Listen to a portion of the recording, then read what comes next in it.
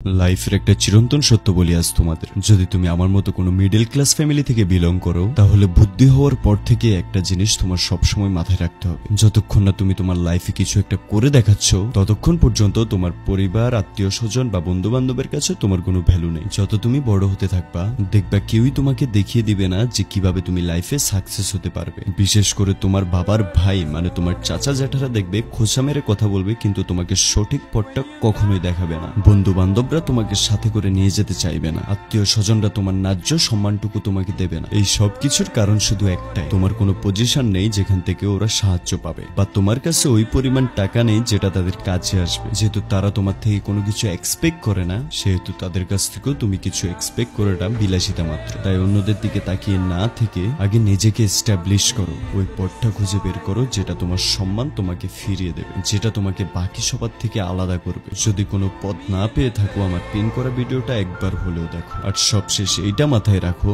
সম্মানেরও একটা মূল্য আছে।